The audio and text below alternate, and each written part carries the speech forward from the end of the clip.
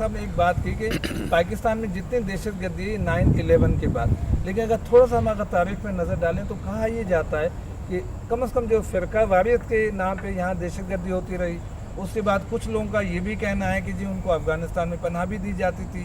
تو آپ اس پہ کیا فرمائیں گے کہ دہشت گردی 9/11 کے بعد مولانا نے بڑی اچھی باتیں کہیں اور بڑے حقائق پر روشنی ڈالی، بہت سارے حقائق پر. میں بالکل ایگری کرتا ہوں مولانا کی بات سے کہ ڈبل سٹینڈرڈز ہیں مغرب کے،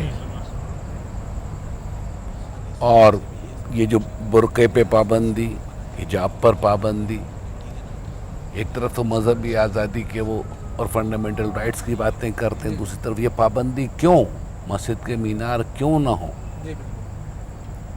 ایک طرف اپنے آپ کو سیکولر بات کرتے ہیں، دوسری بات جو ہمارے ایئر مارشل صاحب نے کہی، بات یہ کہ ہم کو اپنے گھر کو درست کرنا ہے.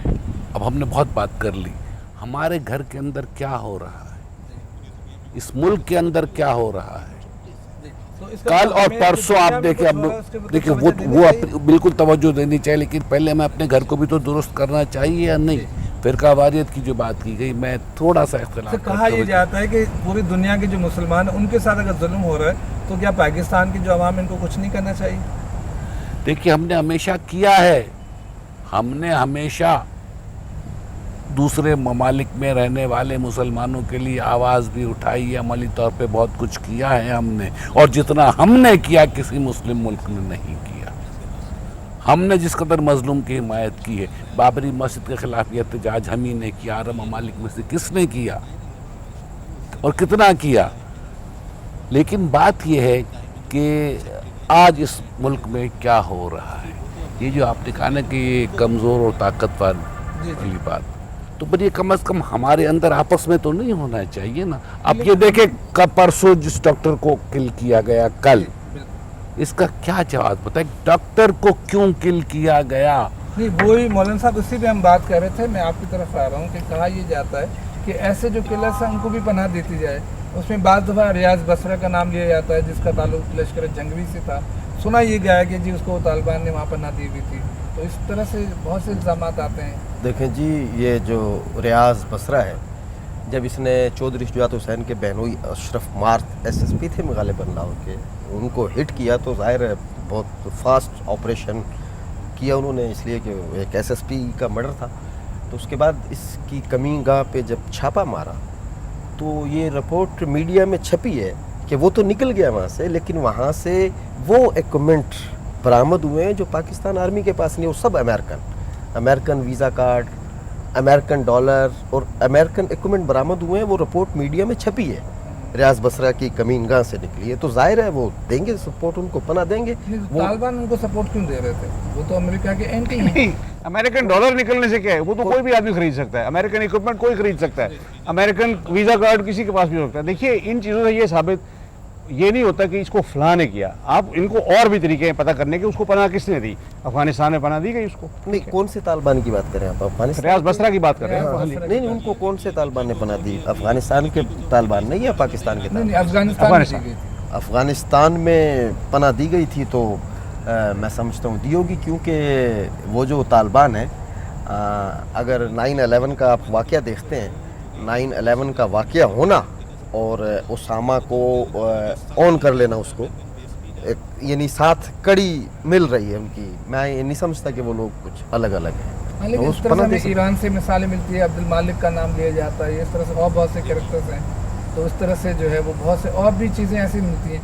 عبد المالک ریگی کا تو شناختی کارڈ یہاں اپنا پاکستان جامعہ فاروقیہ کا کوئی ایڈریس ہے اس کا پاکستانی شناختی کارڈ. تو پھر وہ ابھی فیصل شہزاد کے بعد بھی پاکستانی پاسپورٹ موجود ہے، حالانکہ وہ امریکن سٹیزن ہے.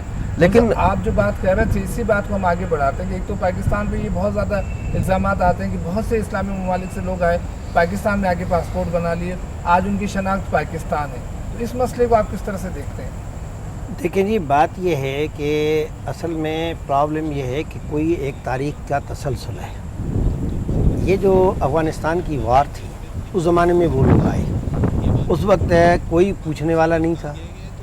پاکستان پیپلز پارٹی کی حکومت بھی آئی، نواز شریف صاحب کی بھی حکومت آئی، MKM بھی حکومت میں تھی، ANP بھی حکومت میں تھی. اس وقت ان کو کسی نے کچھ نہیں کہا، بلکہ ان کو آنے جانے کی سہولتیں دی گئیں، بلکہ میں کہتا ہوں کہ ان کو اسپانسر کیا گیا کہ یہ تمہیں کارڈ بنا دیتے ہیں۔ تو سوال یہ ہے کہ اس وقت کی حکومتوں نے جو کچھ کیا وہ ہم بھگت رہے ہیں، نمبر 1۔ نمبر 2 یہ ہے کہ دیکھیں یہ جو کہا جائے کہ الف کو بے نے فلاں ملک نے پناہ دی یا فلاں گروپ نے پناہ دی، یہ امٹیریل ہے، اس لیے کہ یہ انفرادی واقعات ہے۔ اب یہ شہزاد کا واقعہ ہے، اس کو لیتے ہیں۔ ہاں فیصل۔ پاکستان کا فرض کریں کوئی بھی شہری، اتنے بڑے جب جنگ چل رہی ہے اس میں فرسٹریشن ہوگی، جو 14-17 کروڑ ملک کا عوام ہے ان میں سے 150 آدمی تو ایسے ہوں گے نا جن کو اندر فرسٹریشن ہوگی۔ اگر وہی کوئی کام کر لے، اجمل قصاب جیسا کام کر لے، یا کوئی آدمی جو ہے فیصل شہزاد جیسا کام کر لے، تو اس کا پاکستان کی قوم یا پاکستان کی حکومت تو اس کی ذمہ دار نہیں ہے، یا پاکستان کا ریاست تو اس کی ذمہ دار نہیں ہے، لیکن وہ جو وہ انڈیویڈول کیس ہے۔ موجود ہیں۔ اب قصاب کو پھانسی کی سزا دی ہے، یہ ان کا قانون ہے۔ اسی طرح سے اگر ان کو وہاں سزا دی گئی ہے، دی جائے، تو یہ ان کا قانون ہے، لیکن اور وہ تو سٹیزن بھی امریکہ کا ہے۔ ان کے پاس ٹریننگ کیمپ ہے جہاں سے یہ ٹریننگ۔ دیکھیں بات یہ ہے کہ ہے ابھی تک جو ہے کسی ٹریننگ سینٹر کا کوئی جو ہے اسٹرکچر کی ثبوت نہیں ملا ہے۔ یہ بھارت کا الزام ہے اور پاکستان حکومت نے ہمیشہ اس کا انکار کیا ہے، اور اب تک امریکہ نے بھی کوئی نشاندہی نہیں کر سکی ہے۔ وہ جو آج بھی حملہ کیا گیا، آپ نے دیکھا 32 لوگوں کو۔ دیکھیں بات یہ ہے، یہ تو بڑی انٹرنل مسئلہ ہے نا۔ ہاں، دیکھیں نا بات یہ ہے، ہمارا کہنا یہ ہے کہ ڈرون حملوں میں اب جو بروکس کی جو رپورٹ ہے، انسٹیٹیوٹ آف بروکس کی جو رپورٹ ہے، اس کے مطابق انہوں نے کہا ہے کہ 10 جو ہے وہ شہری مرتے ہیں تو 1 جو ہے وہ دہشت گرد مرتا ہے۔ یہ انٹرنیشنل رپورٹ ہے، تو کیا یہ کوئی اس کا جواز انسانیت میں مل سکتا ہے کہ 10-11 آدمیوں کو مارے 1 آدمی کے لیے؟ یہ تو کوئی طریقہ نہیں ہے۔ تو میں سمجھتا ہوں کہ یہ جو ہے یہ تو دنیا کے اندر ایسا ظلم ہو رہا ہے جو ہے نا وہ ان کی وجہ بنتی ہے۔ ایک کی موجودگی ہے یا ایک کو پناہ دی ہوئی ہے یا ایک ریل۔ دیکھیے یہ باتیں جیسے انہوں نے کہا A B C، یہ اس طرح کنیکٹیویٹی ہے اس میں۔ 79 میں جب یہ مہاجرین کا آنا شروع ہوا، ہمارے یہاں 32 لاکھ کے قریب آئے، ایران میں بھی گئے۔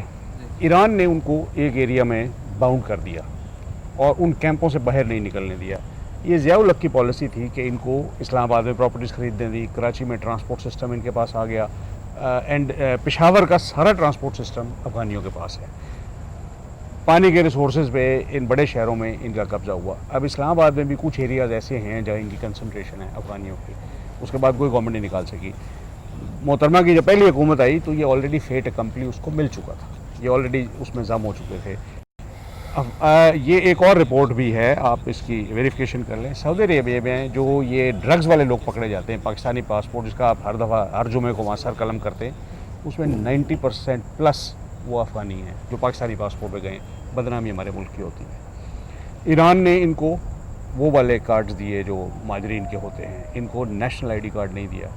پاکستان نے ان کو بڑی فراخ دلی میں مسلم امہ مذہبی جماعتوں نے سپورٹ کیا کہ مسلمان بھائی ہیں، ان کو پناہ دیں، وہ انصار مدینہ کے مثالیں قائم کریں۔ دینے والی جو ہیں وہ سرکاری پارٹیاں تھیں، اور نام آپ سے مذہبی جماعتوں کا لے رہے ہیں۔ فوجی حکومت تھی، پیپلز پارٹی کی حکومت تھی، MKM کی تھی، ANP کی تھی، نام ہمارا ہم نے دیا۔ ضیاء الحق کی جو حکومت تھی اس میں آپ کی پارٹی کا بہت بڑا رول تھا۔ نہیں، ہمارا کوئی رول نہیں تھا، پر ضیاء الحق نے تو MKM ہمارے خلاف بنائی تھی، وہ ہمارا کیسے یار بن سکتا ہے؟ نہیں، شروع میں PNA was part of that. Zia الحق نے تو بہت سی حکومتیں بنائی اور بہت سارے سپورٹ کی۔ شروع میں ضیاء الحق کو سپورٹ کرنے والے جو تھے نا وہ یہی مذہبی گروپس تھے، انہوں نے کیا تھا۔ 9 مہینے 9 مہینے کتنے بھی رہے 9 مہینے 10 سال حکومت کی، 9 مہینے ہماری شامل نہیں ہوئی تھی ضیاء الحق کی حکومت۔ ضیاء الحق میں کہاں تھی MQM؟ تو کہنے کا مقصد یہ ہے کہ یہ نہیں، ضیاء الحق کے اس میں نہیں تھی بالکل جناب۔ شاہ صاحب کے ساتھ فوٹو ہے، شاہ صاحب کے ساتھ میٹنگ ہوئی ہے، اخبارات میں موجود ہے۔ حکومت میں کب تھی؟ نہیں مول صاحب، اسی طرح سے بعض دفعہ کہا جاتا ہے کہ جو لال مسجد کے واقعات تھے اس کے ریئیکشن میں بھی بہت سے جو وہ دہشت گردی کے واقعات ہوئے، تو وہاں پہ بھی بہت سے معصوم بچوں اور خواتین کو جس انداز سے۔ میں آپ سے پوچھنا چاہتا ہوں، یہ 10 محرم کو ہوا، یہ کیوں ہوا؟ وہ بھی بہت بڑا واقعہ۔ یہ چہلم کے دن ہوا، یہ کیوں ہوا؟ کل جو ڈاکٹر کا قتل ہوا، یہ کیوں ہوا؟ مجھے تو اس بات کا جواب چاہیے۔ میں امریکہ کو کب تک رہوں، میں تو یہ اس کا سوال جواب چاہتا ہوں۔ یہ آپ کو پتا ہے کہ ابھی بستون میں کیا ہوا ہے؟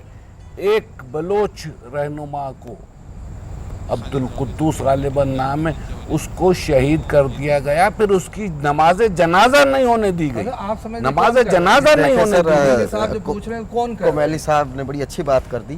یہ آج تو ضیاء الحق کا دور نہیں ہے نا.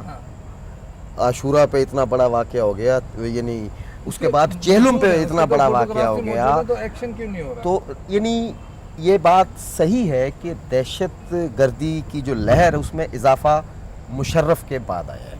پہلے ہوتی تھی دہشت گردی ہلکی، اور لال مسجد کے بعد خاص طور پر. دیکھیں سر عابد صاحب، آپ نے بڑی اچھی بات ابھی کی ایران کے حوالے سے اور مہاجرین کے حوالے سے. آپ لوگوں کا نزلہ جن مذہبی لوگوں پہ گرتا ہے نا، وہ مذہب کی بات کرتے ہیں جس کا تذکرہ سیکولر لوگ کرتے ہیں. ایران میں مذہب نہیں، ایران میں دین ہے. جب دین کی بات کریں گے نا اس کے بعد پتہ چلے گا. آپ نے جیسے کہ کہا انڈیا میں نماز پڑھنے پہ پابندی نہیں ہے، یہ مذہبی مسئلہ ہے. انڈیا میں روزہ رکھنے پہ پابندی نہیں ہے، یہ مذہبی مسئلہ ہے. انڈیا میں تراویح پڑھنے پہ پابندی نہیں ہے، یہ مذہبی مسئلہ ہے، دینی مسئلہ نہیں ہے. ہم دین کی بات کرتے ہیں، مذہب کی بات تھوڑی کرتے ہیں. مذہب میں ہر کسی کو آزادی ہو، لیکن اللہ تعالیٰ مذہب کی نہیں دین کی بات کرتا ہے. وہاں دین نافذ ہے، دیکھ لیں وہاں کوئی پرابلم ہوئی. آپ نے خود ان کو کلیئر کیا کہ وہاں بھی مہاجرین آئے لیکن وہاں ان کو کاٹ دے دیا گیا، اس لیے کہ وہاں دین. ہم چاہتے ہیں دین ہو. مذہبی لوگ کیونکہ اگر کوئی مسٹیک ہوگی، ان کی پریکٹس میں اگر کوئی خامی ہوگی تو اس کو بیس بنا کے ہم دین پہ کریٹیسائز تھوڑی شروع کر دیں گے. دین کی بات کریں، مذہب کی بات نہ کریں. مذہبی میں دین کی اور مذہب کی ڈیبیٹ میں نہیں پھنسنا چاہتا. میں صرف یہ کہہ رہا سر، آپ ہوں مذہب کا نام جو ایکسپلائٹ کیا ہے ضیاء الحق نے وہ غلط تھا، اور مذہب کو اس نے آپ نام کو دیا. کرتا ہوں. ہاں، مذہب اسے سب کو خراب کیا اس نے. میں جو اس بات کو تھوڑا سا آگے بڑھاؤں. دیکھیں بات یہ ہے کہ اس وقت جو پرابلم ہے، ہم کہتے ہیں کہ ہمارا یہ انٹرنل پرابلم ہے. تو انٹرنل پرابلم ٹھیک کرنے کے لیے تو ان افسران کے خلاف کارروائی ہونی چاہیے نا جو ان کو غلط پاسپورٹ بنا کے دیتے ہیں. تو وہ کارروائی یہ تو ہمارے انتظام ہے، دین کرے گا، یہ ایڈمنسٹریشن کا مسئلہ ہے. 500 روپے میں آپ کو دین جعلی سسٹم کو کہتے ہیں. پوچھتا ہوں کارڈ مل جاتا ہے. تو وہی بات ہے نا. 5000 میں وہ سوال مل ہے اس جاتا ہے کو ٹھیک پاسپورٹ. کرنا کس کا کام ہے؟ اس کا ٹھیک حکومت ہے، کا کام ہے. بالکل. اچھا، اسی طرح سے جب ہمیں کہا جاتا ہے کہ تم عالمی مسائل میں کیوں ٹانگ اڑاتے ہو، میں کلنٹن کا مثال دوں گا. چائنا میں چند عیسائی پادریوں کو انہوں نے جیل میں ڈالا تھا. یہاں سے کلنٹن گیا اور جا کے چین کے وزیر اعظم سے ملا اور صدر سے ملا اور اس سے کہا کہ میں جو ہوں کرسچن جو ہے اس کا نمائندہ ہوں اور ان کو چھڑانے آیا ہوں. یعنی وہ تو سب کچھ کرتے ہیں اور ہمیں کہا جاتا ہے کہ آپ نے صحیح کہا کہ جو بلوچستان میں آدمی بیچارہ مرا ہے اس کا جنازہ نماز نہیں ہوئی ہے. یہ کس کا کام ہے؟ ایڈمنسٹریشن کا کام ہے. میں پوچھتا ہوں آپ ادھر کیوں جاتے ہیں؟ میں کراچی کی بات کرتا ہوں. یہاں سے ہمارا جماعت اسلامی کا نائب امیر ہے سعید بلوچ، اس کو اغوا کیا، آج تک پتہ نہیں چل رہا. یہ 1 مہینے کی بات ہے. 3 دن پہلے یہاں ہم نے جو جلوس نکالا ہے، اس جلوس میں یہاں ایک ٹی پی او ہے عامر رضا، وہ اس نے آن کے کہا یہ ہٹاؤ ادھر سے سارے. یہ ہم نے کہا بھائی کیسے ہم ہٹائیں گے، ہمارے پاس اجازت ہے، ہمارا جلوس جا رہا ہے. دوسرے اسی دن جو ہے گلبرگ ٹاؤن کے ناظم کو 9 اور 10 تاریخ کل پرسوں کی رات کو اس نے اغوا کیا ہے اور اپنے گھر جا کے ان کے اوپر تشدد کیا ہے. اب تک نہ اس کی ایف آئی آر لکھی جا رہی ہے نہ اس کو ٹرانسفر کیا جا رہا ہے. آپ دور کیوں جاتے ہیں؟ ہمارے گھر کے اندر یہ دہشت گردی ہو رہی ہے. اس کو کلام کرنا کس کا کام ہے؟ حکومت کا کام ہے. اسی طرح 10 محرم کی بات عرض کروں. حل کیسے دیکھیں 10 محرم کی بات عرض کروں. یہاں وزیر اعلیٰ سندھ نے بیان دیا کہ جناب ہم جو ہے 1 ہفتے میں رپورٹ ریلیز کریں گے، دودھ کا دودھ پانی کا پانی ہو جائے گی. یہ الفاظ ہیں اس کے. ثبوت موجود. اس کے بعد کیا ہوا؟ ادھر سے اپنا امریکہ کی ایمبیسیڈر جو ہے وہ اسلام آباد سے آئی، کراچی پہنچی. ادھر سے جو ہے وہ ملی بینڈ جو ہے وہ کراچی پہنچا. اس کے بعد معاملہ گول ہو گیا. اس کا مطلب کس نے کیا ہے؟ بات تو سیدھی ہے. کرانے والے وہ آئے تھے اور انہوں نے آن کے ان کو کہا کہ رپورٹ شائع نہیں ہوگی، نہیں ہوئی، سب چپ ہیں. تو اس لیے ہم سمجھتے ہیں کہ کرانے والوں کے جو پیروں کے نشان ہیں، فٹ پرنٹس ہیں، وہ موجود ہیں. ابھی صاحب یہ کہا جاتا ہے کہ کرانے والوں کے جو نشان موجود ہیں تو اب کیا کیا جائے؟ آخر کیا جائے؟ دیکھیے جیسے ڈبل سٹینڈرڈ کی بھٹو صاحب نے بات کی، میں نے یہی کہا کہ جو طاقتور گروپ ہوتا ہے نا اس کے مورالٹی کے سٹینڈرڈ اور ہوتے ہیں. وہ آپ کی ایک کمزور پارٹی کی مورالٹی کے ساتھ میچ نہیں کرتے. یہ تاریخی ایک ورثہ ہے انسانیت کا. طاقتور وہ خود اپنے رولز ڈیفائن کرتا ہے اور جو مظلوم یا کمزور ہوتا ہے وہ شور مچاتا ہے، جیسے ہم مچا رہے ہیں کہ جی ہمارے ساتھ یہ زیادتی ہو رہی ہے، کیا ہو رہا ہے.